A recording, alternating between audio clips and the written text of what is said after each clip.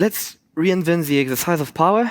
First, I want to share with you what profoundly motivates me, because it's one of my passions, in fact. And one of the things I've found out as a kid is that I always knew I wanted to have a scientific career, and I wanted to work in a research field. And ultimately, the more I grew up, the more I found out that, well, you can have the most brilliant minds in the same room. If they don't know how to communicate, how to organize themselves together, they will be as useful as just sitting ducks on a lake. So maybe the most important thing is first to work out how do we organize together. And when you compare lots of companies doing the exact same job, in the exact same field, even in the same geography, well, the distinguishing factor is their organization, the way they process information, their culture.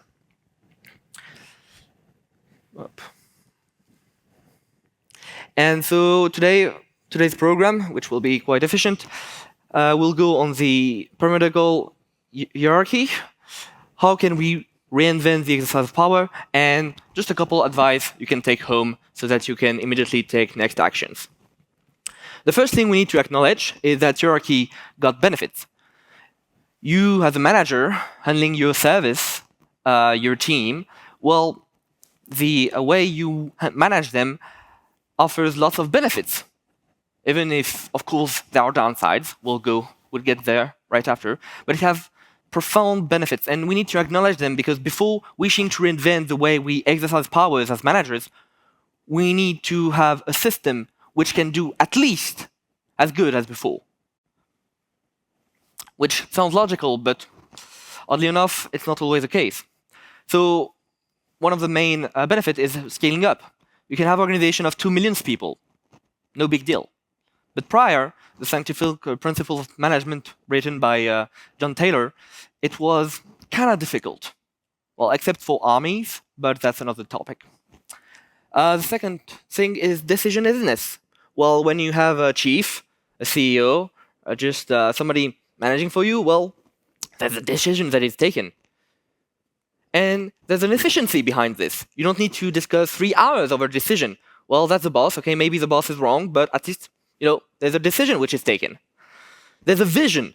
Oh, in 2050, we'll be there. We'll be on the moon.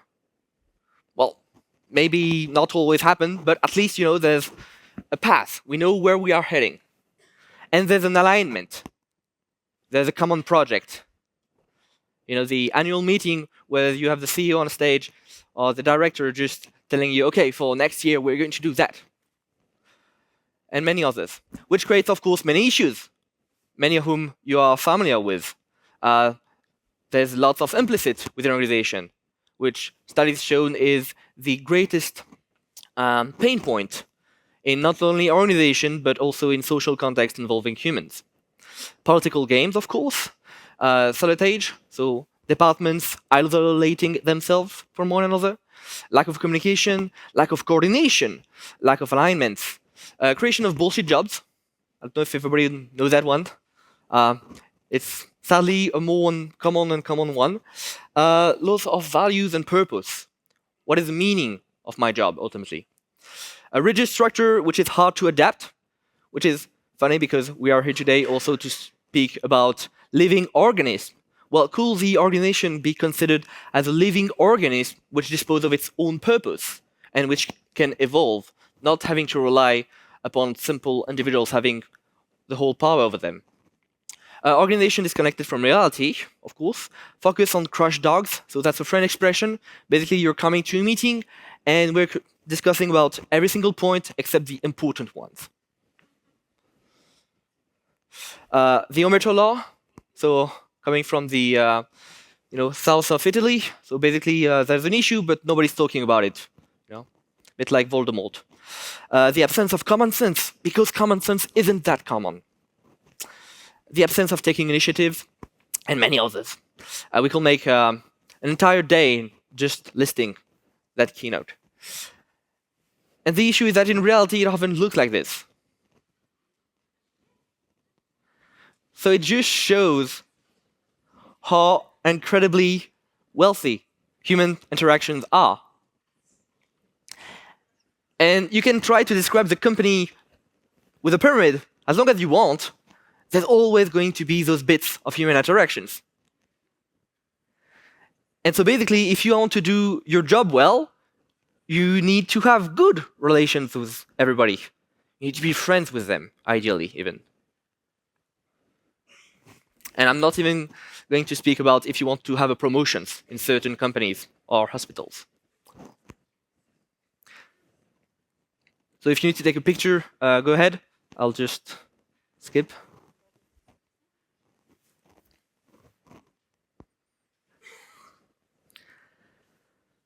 And there's an incredible waste which is created by that. Following a study, only 23% of employees are engaged. And this was a study done throughout 125 countries. So it's not just, oh, that's one country which is confirming the exception or the rule or whatever. No, it's the movement which happens throughout the world. Meaning that 62% are disengaged. And among those, 15 are actively disengaged. So basically, you're walking into one direction, and you have at least 2 people walking in the other direction. Not the most efficient. And so there's been an estimate, so that's for France, 8.9 billion waste, which is a bit of money, especially with what's going on. And so therefore, there must be another way to organize with which we can align performance, agility, and fulfillment of people, putting and throwing energy within the team. So that's what we've been working on. So we have worked with more than 150 organizations, including, for instance, Wind Pharma, some of whom may know, which develops software for pharmacies. There's been also Sophia Development, which also does software within the healthcare industry. And also we have worked in part of departments within big organizations. And we've constantly had a truly basic and very simple approach, which is, okay, because we are frustrated with how it works, we're going to try new tools. And as simple as that, we try it works, we keep it.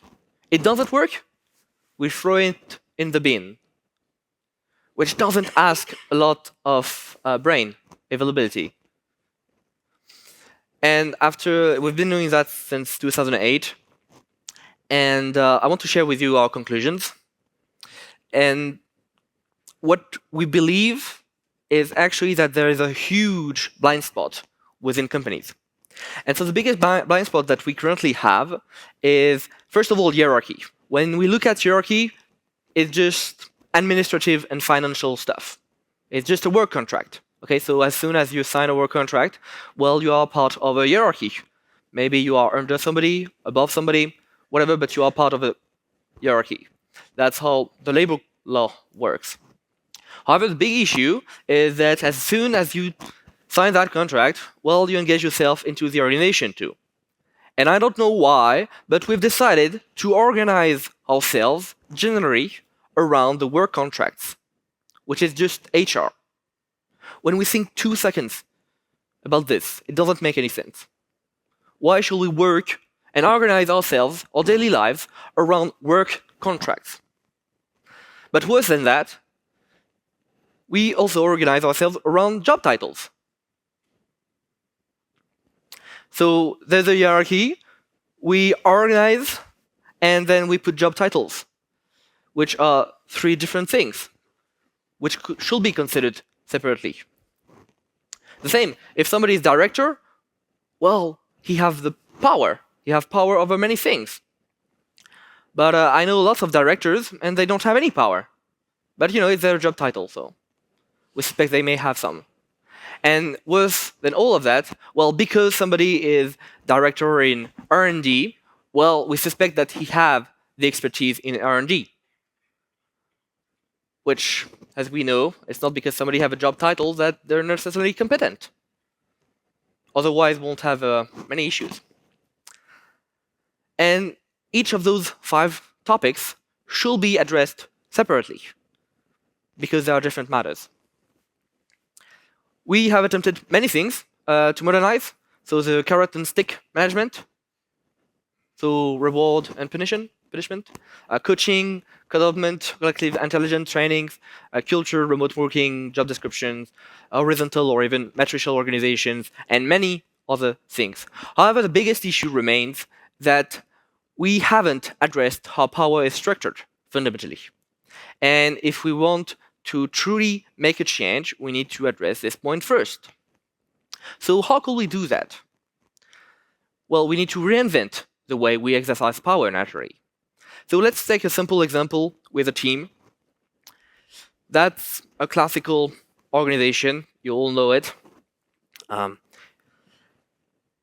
first big switch will be, rather than organizing around people, what reality has shown to us is that it's way more efficient to organize around the work that needs to be done, which drastically change our approach also to work. So instead of having just a job description, I maybe have multiple roles.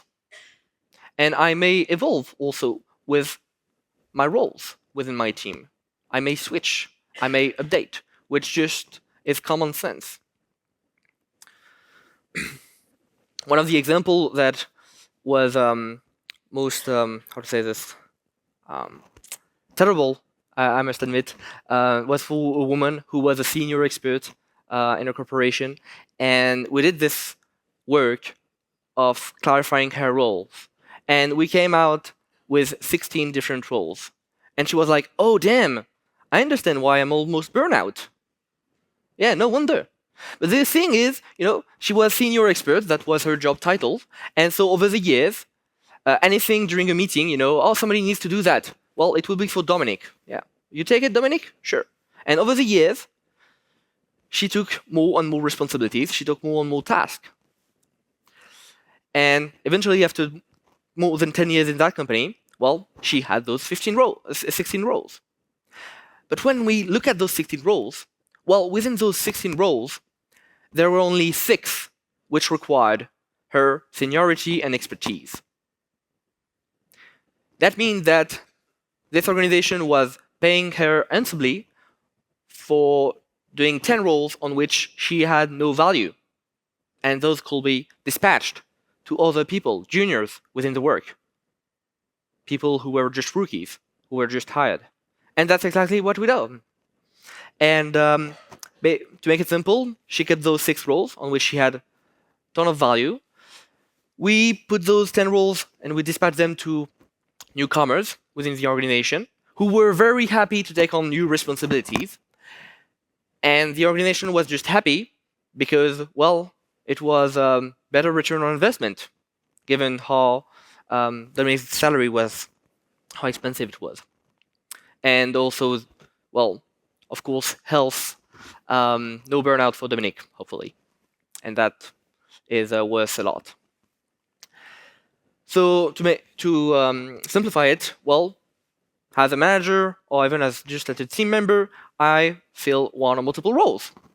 And within those roles, well, I no longer have a power over something, I have a power at the service of, which drastically change the interactions with everybody else, with all my colleagues. It's no longer, well, I'm in charge of this project. No, who do you serve with that project? Okay, you're handling this project, but for who it is? Is it for a patient? Is it for a colleague? And if so, well, you have not a power over them, but you have a power at their service. And naturally, this is organized into a team, and the whole organization is organized around roles. And of course, we need to clarify the human relations, the HR aspect. And one of the important things, remember we spoke about the work contract and the hierarchical link, well, we need to isolate it. why should we pollute the day-to-day interactions? As a manager, why should I pollute my team with HR constraints? We shall just isolate the HR principles, because reviewing the work contract, or the increase in salaries, or just the one-to-one interviews, those are interesting, but those aren't daily tasks. And so the manager should be able to work with his team peer-to-peer, which, oddly enough, simplifies greatly the communication between them. So we isolate the hierarchical principles within the human relations. We distinguish the roles. And of course, the manager himself retains an operational managerial role. Because when you become a manager, it's generally because you are good at something. You are promoted. However, it's not because you are good at something that you're good to handle and manage humans. Those are two different skills. So rather than polluting anybody who wants to, climb the hierarchy with those, well, you can climb the role structure now. And we will follow your talents. So if you're good with human relations, great, you can have a role in human relations. But otherwise, well, why should we bother you with that?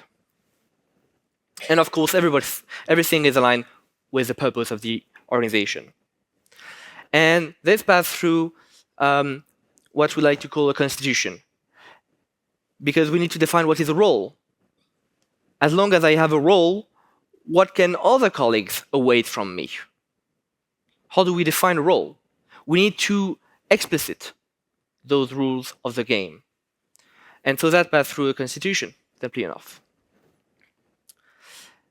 And I'm going to skip that rapidly, given the timing. But so there are different approaches regarding management, shared governance, free enterprise, tier organization, holacracy, sociocracy. And to make it simple, well, within the organization, we tend to focus too much on one of the aspects when we do a transformation. So we tend to too much focus on the manager, for instance, or we tend to focus too much on the collective. And sometimes we tend to forget the structure in itself. And so the important key point is here to do a constitution that can address those 6 territories which are required for any transformation.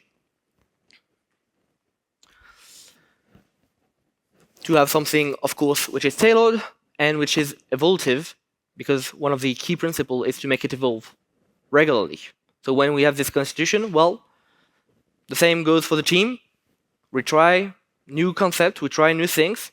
It works, it fits well with the culture of the team. We keep it. It doesn't, we throw it away. And now to end up on some advice. The first one is structure over human. Priority to the moral person. Why is that? Because I know companies who have done tremendous work. I have one example in mind. The director have done tremendous work over 6 years. Incredible work to give more autonomy and responsibility to his teams, which is extraordinary. But ultimately, well, he was called elsewhere. And all that wonderful work of 6 years of truly tremendous cultural change, well, in just 2 months, it was gone with a new manager, because he came by and established his new management style. So you need to rely on something which will surpass you. Otherwise, it's sadly a waste. The second is that transformation is always shared by the top. Now, of course, there needs to be everybody which is on board. Logical. However, there needs to be a permission from the top management. Otherwise, I can dive into many examples of failed transformation because of that. But otherwise, it's a doomed transformation from the start. If some people know the concept of sponsorship, that's the same. The second is progressive transformation. So the transformation, of course, advances at the slowest pace. So that's why you need to onboard every single employee. But you also need to do it in an incremental manner. So to go slowly enough so that you can have your whole team on board while keeping your structure. And too often, there are some people who can idealize some new concept, and they're just like, we're going to do revolution, which can be good with some colleagues and stuff, but generally you don't have the whole team on board. And the latest one is that you only got 1 or 2 shots. So it's really important that you get it right from the start, because otherwise it can take years to get back on track. And that's the end.